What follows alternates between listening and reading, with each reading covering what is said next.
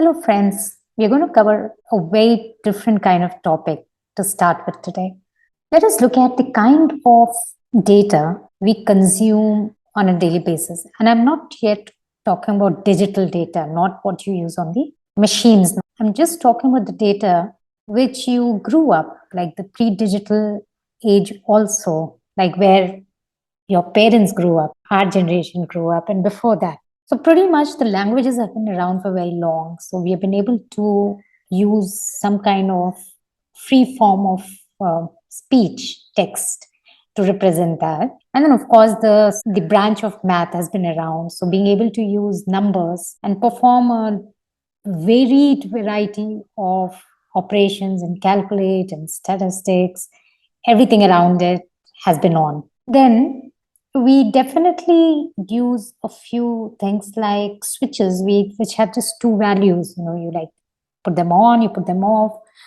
For example, you draw the curtain, so you draw it open, you draw it closed. And then the other very common things which you start to use is, when you have to put down things to do, then there's a list which comes up. Then, of course, the dictionary has been around for a while. Then, of course, there's the visual. So visual images is one kind of data which you capture very, very quickly. And in math, when you learn the set theory get applied to day-to-day and worldly problems. So why are we looking at all these variety of data? You so far may have not looked at data, with this lens. But now that you're becoming a programmer, a coder, there's this whole world of data types and then data structures, which is very, very fundamental to becoming a programmer. We are going to jump back into our PyCharm environment and look at what do we mean just to start with data. Let's just get a quick view of how important this could be. We're going to continue using this puzzle where we checked what is the remainder. But this time, instead of generating a random number, what if we said that we want the user to input if they want to check a number and see if it really comes up with this residual 5. Now, for those who have not seen it, so you can just quickly do this math. Take a number, double it, add 10, half the number, subtract the original number, and check what is the number. I'm going to create a new file for today's work. We're calling it puzzle remainder 5. Now here, we are going to take a user input. Now to take a user input, it's a very simple function provided by the Python standard library that is called input. So what input takes is, you can just mention a text. It will take a text and then it will ask the user on the console. So this is the first time you're doing it, so let's pay attention. And we want to store this value, say, in a variable. So we'll just take user input is equal to input, enter a number. I've just pasted the code to calculate the actual residual from the previous file, and I'm now just updating the changes. So I'm just going to rename all these 6 digits. Okay, I've just cleaned up the code. I've replaced the variable with user input, and I'm assigning the user input to another variable called original digits, keeping that the same, and doing this calculation. Now let's run this. So if you remember, we can run it using current file, but if you do not see current file, you can just do right click on the Python file and say run. Now, if you look at it in the run console at the bottom, it's asking for us to enter a number. So I enter 100. And there I go. I actually get an error here. What does the error say? As I've been emphasizing, it's very important to start understanding how to read the error. Do not get intimidated by these red lines. So what it does, it says where is the error and in which line. So it is saying the error is in line 14 here, in line 14, where it is trying to do addition. And it's saying type error must be string, not integer. Isn't this confusing? Why is it accepting string when we're trying to do math functions? Okay, so the whole thing is that every function, any function which we use, like we've been using rand range, it return an integer. Okay, but what does this input return? It actually returns a string, because input assumes that the user can type in anything. So it just returns a string. Now, how do I know that? There's a way to check it out, and this is extremely important because, a lot of times you may be perplexed with some of the errors. So it's easiest if you can just use this type. Type is another function. And inside it, you mention the name of the variable. Just print this. Can you see here? It says this is a class string. Now, because it is of type string, everything which is happening ahead of this, it is treating it as in a string. Everything is a string henceforward for here. Now, the reason we didn't get an error here, because there's actually a legit operator which can multiply string. And if you print user input at this point, you can see what it is. Can you see? It printed the string 100 2 times, 100, 100. So we do not get any error here. Now, when it moved ahead to line 19, at line 19, this is a string user input, and plus is also a valid operator with string. So we are going to come to learn more string operations, but you are learned one right away here, and the second one plus.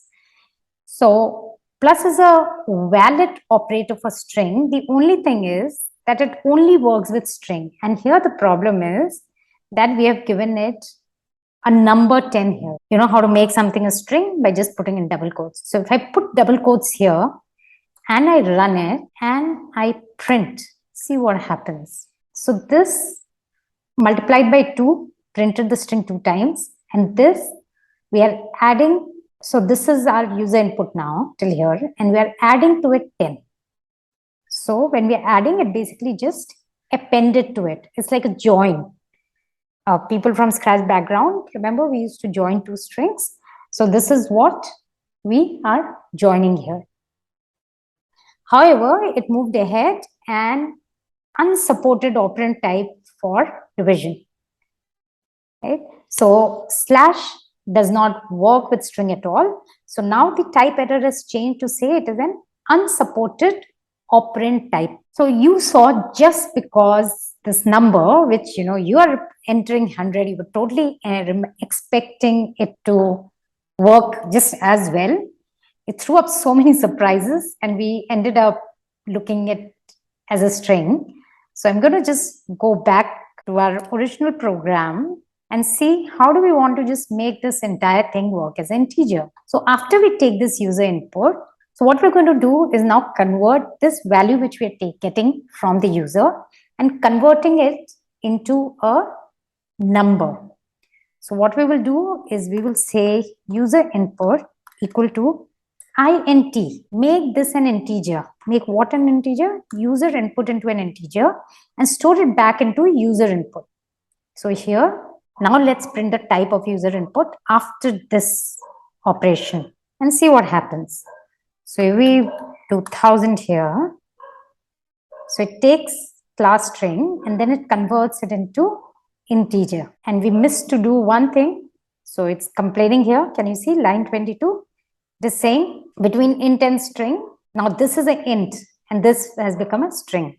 So I will just make it back into integer so that everything works flawlessly this time. And there you go.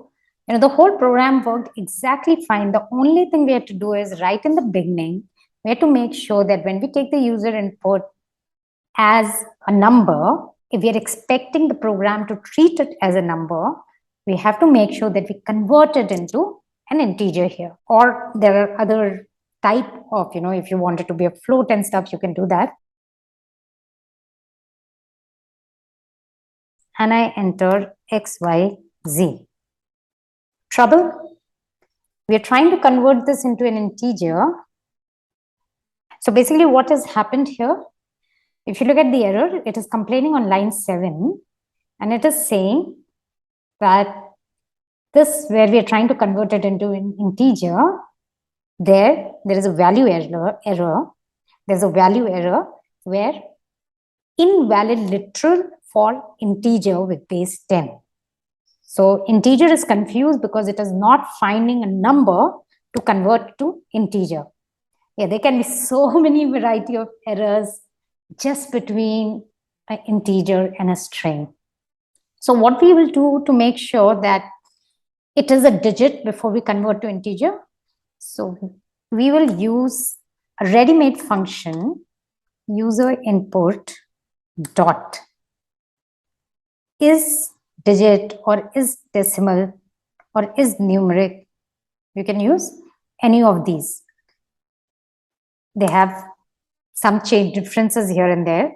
Do you remember what we have to do? Put a colon and we have to put it inside. So only if it is decimal, then we convert it. Else, what do?